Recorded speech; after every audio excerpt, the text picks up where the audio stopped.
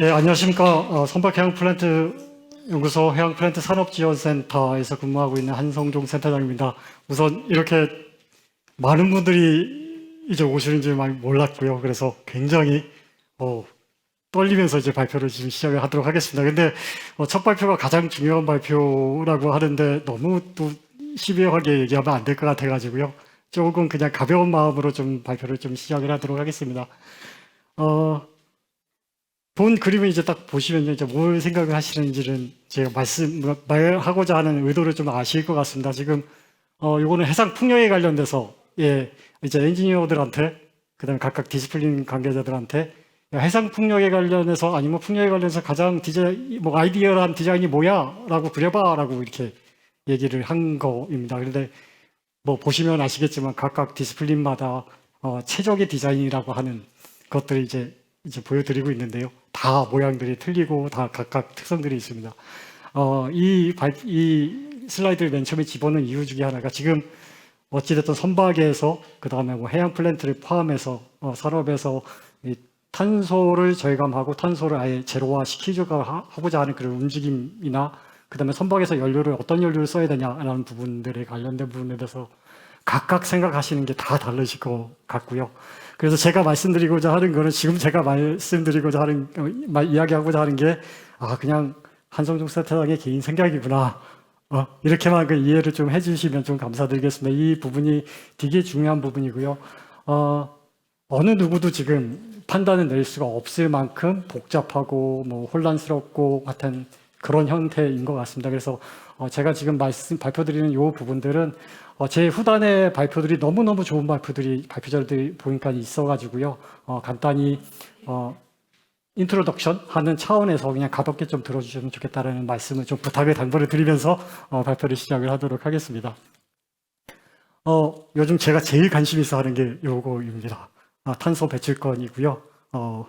제가 주식 투자를 전혀 하지 않은 사람인데 올해부터 탄소 배출권 ETF에 투자를 하기 시작을 했습니다.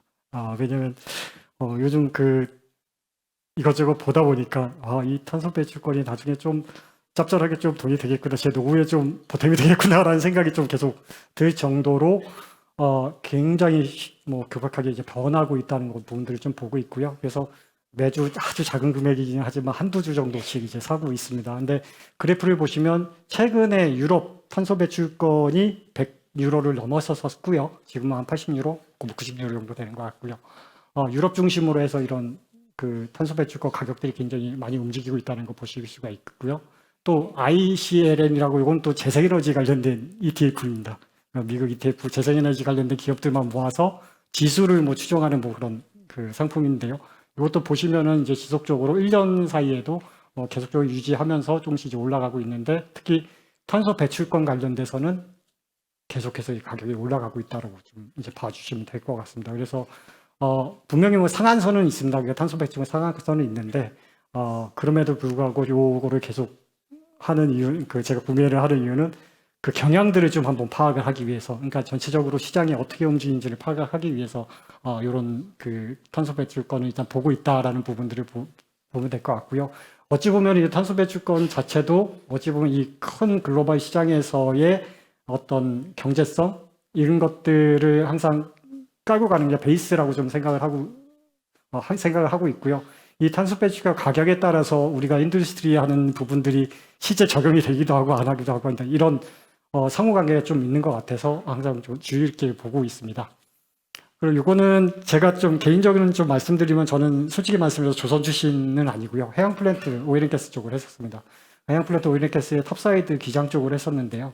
아무래도 오일앤가스 부분도 선박만큼이나 엄청난 탄소 배출에 관련된 규제를 좀 많이 받습니다. 그러다 보니까 가스 터바인 제너레이터나 이머전시 에센셜 제너레이터나 탑사이드에, 그러니까 해양 플랜트에 올라가는, 그 다음에 여러 가지 큰 설비에 들어가는 것을 가스 컴프레서에 관련된 구동을 소위 말하는 엔진들을 사용을 하는 부분들도 있고요. 그 다음에 플레어 가스가 나오는 것들을 다시 회수하는 이런 리커버리 시스템 관련된 부분도 되게 중요한 탄소를 저감할 수 있는 그런 역할들도 이제 들어와서 진행이 되고 있는 이런 활동들이 굉장히 많이 이루어지고 있는 부분입니다. 근데 이 부분은 저를 이렇게 이 주자로 이제 내세운 이유가 어찌 보면은 다른 약간 조선 쪽에서 약간 다르게 떨어져서 이제 보는 관점에서 한번 전체 한번 CO2 밸류 체인을 한번 소개를 한번 시켜보라라고 하는 차원에서 좀 하시신 것도 있을 것 같아서요.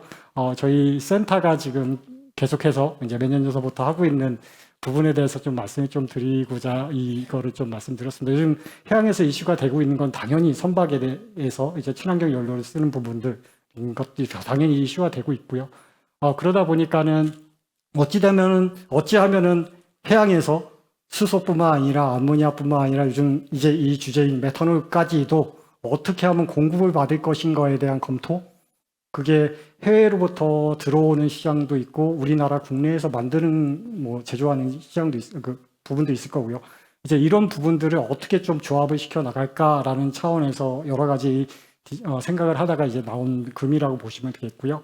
어찌됐든 해상에서 메탄올, 수소, 암모니아를 생산하는 생산 플랫폼, 생산 플로팅 설비, 이런 것들이 있고요. 기본적으로 CO2를, 해양 CCS라고 해양 지중 저장, 해외로 지중 저장하기 위한 CCS를 하기 위한 해양 CO2 터미널, 그 다음에 CO2를 운반할 수 있는 CO2 캐리어, 그 다음에 이런 부분들과 연관한 부분들, 그 다음에 그린시핑 콜리도를 달성을 하기 위해서 메탄올 추진이나 아니면 암모니아 추진 이런 부분들 관련된 부분들을 하나로 이제 묶어놓은 그림이라고 봐주시면 될 것 같습니다. 그래서 기본적으로 선박이라는 부분이 이 선박에서 친환경 연료를 쓴다는 것 개념 자체가 이제는 단순히 선박 조선 요 부분만 해당되는 게 아니라 전체의 탈탄소에 관련된 전체 그 공급망 체인이 서로 다 연결이 돼 있다라는 부분들을 좀 말씀을 드리고자 해서 요렇게 한번 설명을 한번 좀 드려봤습니다. 그래서 어찌됐든지 간에 이게 아까 얘기했듯이 카본 그 ETF랑 그 가격하고 이렇게 연동이 되기도 하는데요. 어찌됐든지 간에 어떻게 하면은 선박에서 발생한 CO2라든가 제로화하는지 이제 이 부분에 관련된 고민 이런 것들이 하여튼간 좀 많이 녹아져 있는 그래프, 그러니까 표지 않을까라고 지금 생각을 하고 있습니다. 그럼 이제 본격적으로 이제 발표 콘텐츠로 이제 들어가도록 하겠습니다. 크게, 인트로덕션 간단하게 가장 기본이 뭐자라는 차원에서 한번 조사를 한번 해봤고요. 가장 중요한 게 어찌됐든 베이직이 가장 중요하기 때문에 그렇게 일단 인트로덕션을 한번 하고요. 그 다음에, 메탄올 POI드십에 관련돼서 말씀드리고, 그 다음에 중요한 이제 추후에 이제 제 발표 이후에 계속해서 좋은 발표들이 있는데 그때 나오는 이제 메탄올에 대한 공급망 체인을 어떻게 할 것인가. 그 다음에 향후에 제가 생각하는 부분에 대한 액션, 이런 부분들에 관련해서 좀 말씀을 드리면서 발표를 마무리하도록 하겠습니다. 일단, 어찌됐든 세계에서, 그러니까 CO2 선박에서 나오는 양이 그렇게 많지는 않습니다. 근데 물동량은 진짜 어마무지하게, 글로벌 물동량은 해양을 통해서만 이루어지고 있다는 거, 그 90% 이상이라는 부분이 되게 중요한 부분이고, 그럼에도 불구하고 3%가 채 아직 되지 않는 이제 CO2 방출량을 내고 있지만, 그럼에도 불구하고 IMO라는 단체가 굉장히 힘이 엄청나게 센 이유 중에 하나가 전 세계 물동량을 다 가지고 있기 때문에 굉장히 힘이 세질 수밖에 없다. 이제 이런 부분들 좀 말씀드리고자 이 장표를 한번 넣었고요. 그 다음에 현재 이 부분이 지금 현재까지 과거부터 현재까지 지금 어떻게 MEPC에서 다루고 있는지에 대한 부분들에 대해서 전체적인 표를 말씀드리고자 하는 건데요. 근데 제가 지금 말씀드리고자 하는 건 요거입니다. 제가 이번에 7월 달에 열리는 80에서 지금 스타디 리포트가 좀 이제 발표가 됐었고요. 그러니까 IMO에서도 친환경 연료에 관련돼서 어떤 TF팀이 만들어져서 활동을 하고 있는데 거기서 이번에 보고서가 4월 3일 날 지금 나온 걸로 알고 있습니다. 그래서 4월 3일 날 나온 거는 현재는 2050년까지 원래는 50만 하기로 했는데 100으로 가는 게 거의 기정사실화 되고 있는 부분들이 있는 것 같습니다. 근데 저는 이게 되게 의미하는 바가 굉장히 크다고 생각을 하는 게 일단 굉장히 탄소를 저감하기 위한 굉장히 다양한 방법들이 있는데 이게 50이냐 100이냐의 차원이 다른 좀 얘기가 되지 않을까라는 이런 생각들이 들게 되고 이렇게 되게 되면은 그전에는 어찌됐던 여러 가지 탄소를 포집하는 온보드 CCS나 여러 가지 방법론들이 좀 대체 방법으로 나오긴 있었는데 이제는 그런 부분보다 실제 연료를 바꾸지 않으면 안 되는 그런 환경이 점점 만들어지지 않나라는 생각을 좀 하고 있습니다. 근데 현재는 하여튼 가장 중요한 게 23년에 이제 100%라고 하는 무서운 이제 그 선언 같은 것들이 이제 8월, 7월 달에 좀 발표되지 않을까라고 하는 좀 두려움이 좀 있다라는 부분들을 좀 말씀드리고자 합니다. 그리고 아까도 얘기했듯이 그럼 이거 약간 기초 부분이라고 생각을 해주시면 되겠고요. 워낙 다 알고 계신데, 제가 또 반복하는 것 같아서 그렇지만, 어찌됐든, 그러면 어떻게 이런 GHG를 완화하기 위해서 어떤 방법들을 할 거냐라고 했을 때는, 어찌됐든 이제 연료를 바꾸는 방법이 가장 좀 효과적이라는 부분들에 관련돼서 보여드리고 있고요. 밑에 보면은 이번에 4월 3일로 나왔던 IMO에서 나왔던 리포트에서 관련돼서 그러면은 GHG를 만족하기 위해서는 어떤 활동들을 하고 있어라는 부분들에 대해서 말씀을 표를 보여드리고 있고요. 현재 상태를 이번에는 또 특이하게 현재 상태를 지금 도시를 하는 부분들이 있습니다. 그래서 현재 기술적인 완성도를 좀 각각 항목에 대해서 이제 보여드리고 있다는 것들을 말씀을 좀 드리고 있습니다. 그리고 위에 있는 소위 말해서 연료에 관련된 변천 이것도 각각 기관마다 지금 다 다르거든요. 그래서 제가 아까도 초반에 얘기했듯이 이게 정답이다라고 말씀을 드릴 수가 없는 부분이 일단은 각각 기관마다 약간의 차이성이 있기 때문에 이제 연료를 어떤 연료를 쓸 건지에 대해서는 크게는 결정되지 않았지만 전체적으로는 단기는 메탄올부터 시작해서 결국은 암모니아 수소 쪽으로 많이 가고 공통적으로는 어느 하나의 연료가 소위 말해서 다 도미넌트하게 작용하는 게 아니라 각각의 비즈니스 영역에 따라서 적용되는 연료들이 다 달랄 거다라는 부분들에 대해서는 결론이 공통적으로 나오고 있는 것 같습니다. 그리고 어찌됐든 베이직으로 돌아가면요. EEDI 관련돼서 가장 중요한 부분이 어찌됐든 연료 벡터 쪽이 있고요. 그 다음에 속도 부분들이 있다고 생각을 합니다. 근데 되게 중요한 EEDI를 한번 보려고 하는 것들이 어찌됐든 지금 다루는 주제는 메탄올입니다. 근데 메탄올도 생각하면 탄소가 LNG보다 더 많이 나옵니다. 선형하고 선종에 따라 틀리고 사이즈에 따라 틀리긴 하지만 지금 메탄올도 여전히 LNG보다 탄소가 많이 나오는 상황이고요. 그럼에도 불구하고 왜 그러면 메탄올을 친환경 연료를 분류하느냐 이제 이런 부분들에 대한 이슈나 논란이나 이런 것들이 이제 전 세계적으로 많이 이루어지고 있다고 보아주시면 되겠습니다. 근데 어찌됐든지 간에 EDI 관련해서는 선박 속도 부분도 있고요. 그 다음에 연료에 관련된 CO2 환산계수 CO2에 대한 환산계수, 이게 중요한 팩터로 이제 들어오고 있다고 보시면 되겠고요. 이 부분은 뒤에 많이 언급이 되고 있어서요. 간단하게 스킵해서 넘어가도록 하겠습니다. 근데 결론은 IMO하고 어찌됐든 유럽의 PT4 55나 이런 부분들에 대한 여러 가지 규제들하고 실제 선주들님하고 그다음에 화주분들의 싸움이라기보다는 이 줄다리기 이제 이런 부분들에 대한 계속 연속의 활동이지 않을까라고 좀 생각을 하고는 있습니다. 요 차트는 그냥 다양하게 선박 선종에 따라서 그다음에 각각 진행되는 선박의 운행 조건들에 이렇게 쭉 나와 있는 표들을 보여드리고 있고요. 이 표를 보여드리는 이유는 어찌됐든 지금까지는 속도를 낮추고 그렇게 하면은 그래도 어느 정도 만족을 좀 시켜올 수 있었다. 현재까지는 이제 이것들을 좀 말씀을 드리기 싶어서 한 거고요. 속도 그래프는 계속 또 호선에 따라서 계속 이게 선종에 따라서 계속 속도는 낮아지지만 어찌됐든 CO2 배출량은 이제 어느 정도 속도로 이제 어느 정도 컨트롤하는 거는 이제 한계가 좀 다다르지 않았나 이런 생각이 들어서 요 장표를 한번 넣어봤습니다. 요거는 어찌됐든 시장 분석 보고 신지학에서 크락슨 리포트에서 이번에 3월 달에 나온 총 데이터를 좀 그중에서 몇 개 대체한 부분들인데요. 어찌됐든 가장 핵심의 크락슨에서도 분석하는 것 중에 가장 두 개의 키워드를 뽑는다고 하면은 지금 연료에 대한 트랜지션 부분하고 그 다음에 개조 신료를 이제 새롭게 바꾸는 이제 요 부분이 가장 핵심 두 가지 키워드로 나와 있다라는 것들을 보시면 되겠고요. 요 자료들은 뒤에 발표들이 훨씬 좋은 것들이 많이 있어서 단순히 넘어가도록 하겠습니다. 그래서 요 내용도 어찌됐든 속도 낮추면서 하고 있는데 현재까지는 그래도 좀 버텨올 수 있었다라고 생각하는데 이제 앞으로는 조금 힘들어지지 않을까. 이 연료 교체에 대한 요구가 점점 많아지지 않을까라는 생각으로 일단 아닐까라고 생각을 하고 있습니다. 그리고 가장 중요한 것들은 현재 그린시핑 콜리도라고 해서 작년 COP26, 27에서 저희 나라도 이제 본격적으로 하기로 한 녹색 항로 관련된 부분인데요. 지금 27년 작년에 미국 타코마항하고 이제 국내 부산항하고 그러니까 그린 녹색 항로를 만들기로 한 것처럼 유럽에서는 엄청나게 많은 그린시핑 콜리도를 지금 계획을 좀 하고 있고요. 그때 각각의 소요되는 연료들은 뭐를 쓸 것이냐, 어떤 연료를 쓸 것인가 하는 분석 보고서들이 조금 있습니다. 그리고 중요한 것들 중에 하나가 그 바이오 퓨얼하고 그다음에 기존의 화석 연료하고 이제 브랜딩하는 부분들, 이제 이런 부분들도 GHG를 만족하기 위한 하나의 뭐 움직임으로 이제 들어가고 있다라는 것들을 좀 말씀드리고자 합니다. 그러니까 현재까지는 그냥 단순히 어찌 보면은 메탄올 관련된 그러니까 인트로덕션으로 지금 이렇게 좀 말씀을 드렸고요.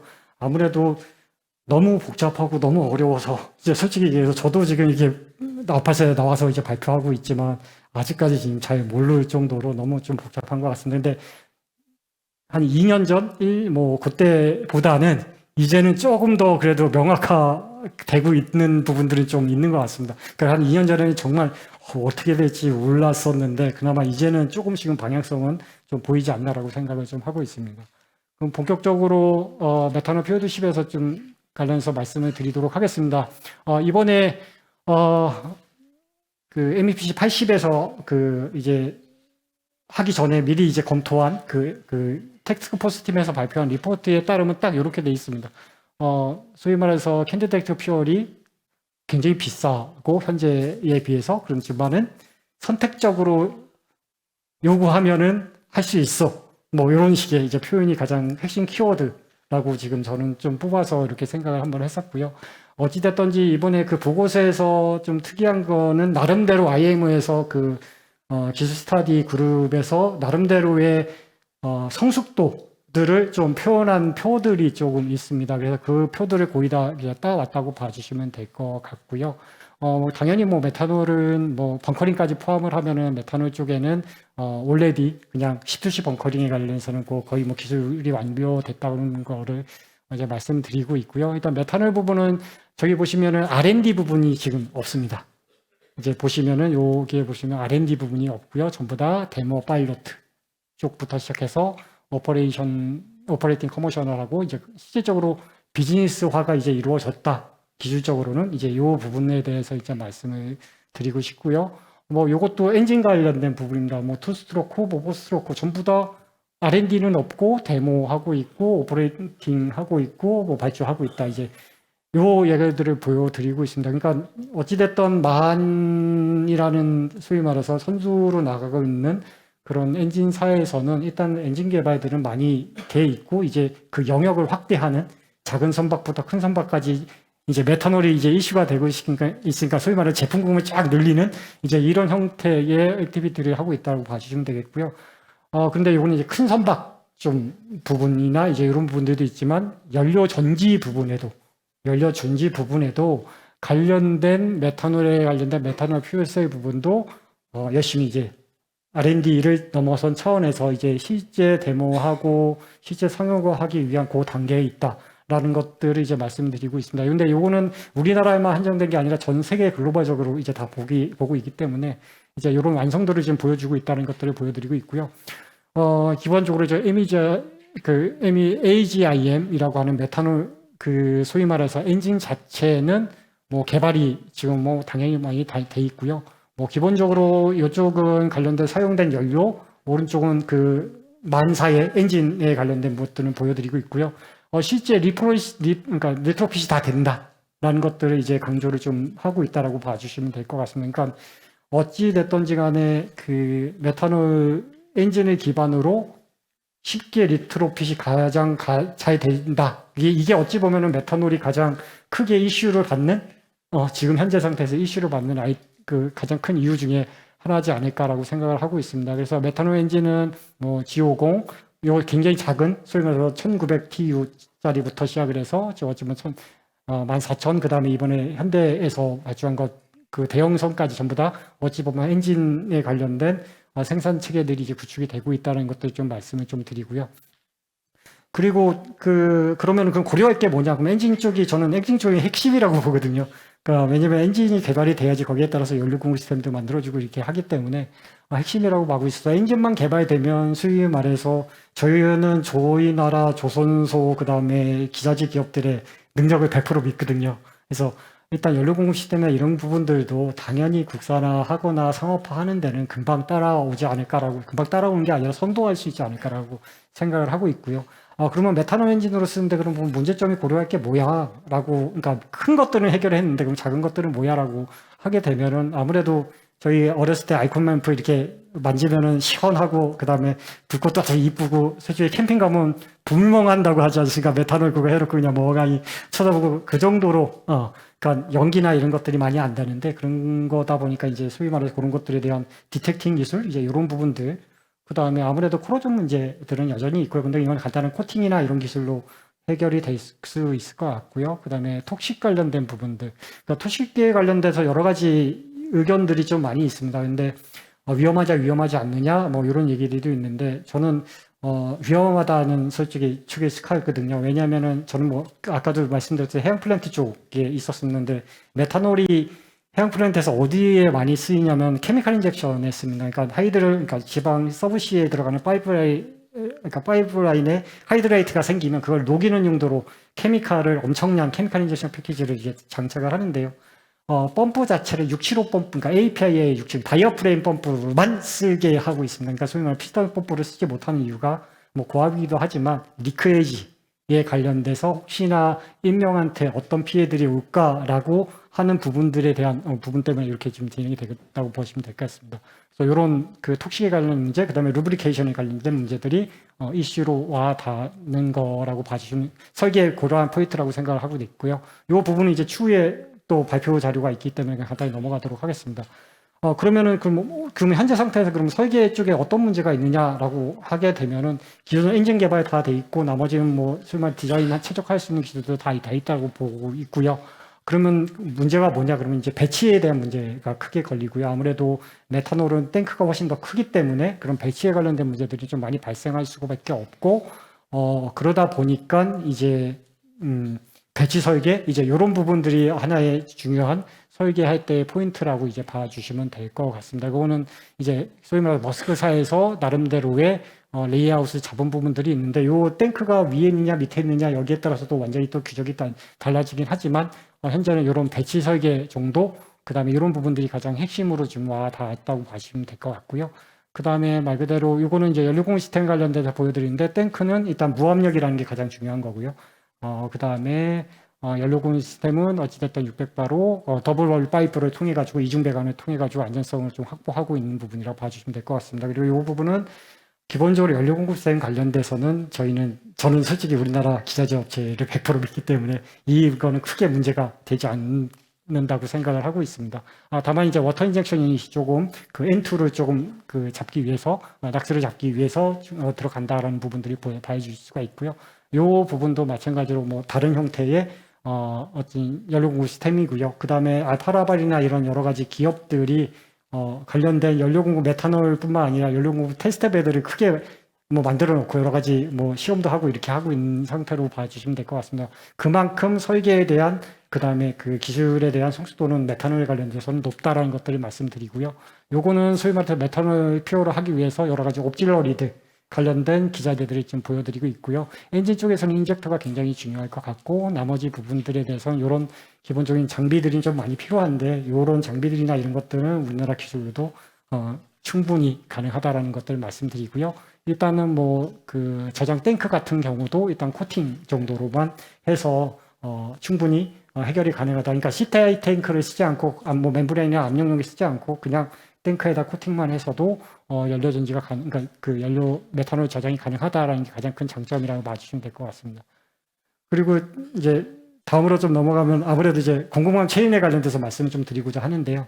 가장 핵심은 어찌됐든 그 선박에 관련된 설계나 이런 기술들은 다 완성도가 되게 높다고 생각을 하는데 핵심은 이제 나온 부분은 이 부분인 것 같습니다. 그러니까 메탄올에 관련돼서 공급망 체인을 어떻게 할 것이냐 라는 부분들이 좀 가장 크게 이슈가 되고 있고 지금 가장 중요하게 논의돼야 될 부분이지 않을까라고 생각을 하고 있습니다. 그래서 뭐 여러 가지 연구들을 통해서 수소도 만들고 뭐 해상에서 암모니아도 만들고 왜 해상에서 만들어야 된다 뭐 이런 여러 가지 얘기들도 있긴 하지만 일단 이런 부분들에 대한 논의들이 좀 연구가 지금 지속적으로 되고 있고요.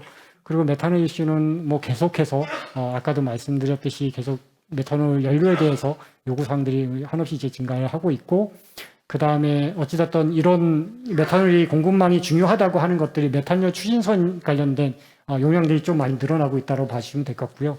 전기나 배터리선은 기본적으로 페리나 이런 형태의 연안을 움직이는 형태 이런 부분들이 많이 쓰이고 있지만 저희 메탄올 같은 경우는 컨테이너나 캐리어 쪽에 관련된 부분에 많이 적용이 돼 있고 많이 발주들이 많이 나오고 있기 때문에 이 공급망이라는 거는 엄청나게 이슈가 되고 있다는 것들이고요.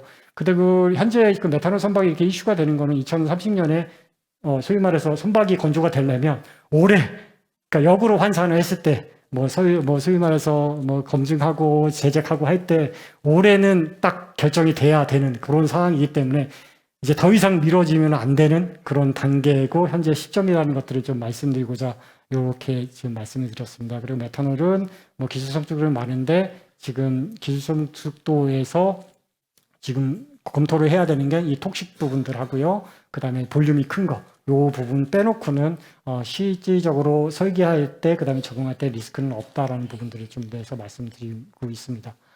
그리고 메탄올 관련돼서도 여러 가지 정의들이 있는데 바이오매스를 통해서 나오는 이제 그린 메탄올이 크게 있을 거고요. 그 다음에 어찌됐든 그린 수소하고 소위 말해서 그 엔드 조건이라고 생각하시면 되겠고요.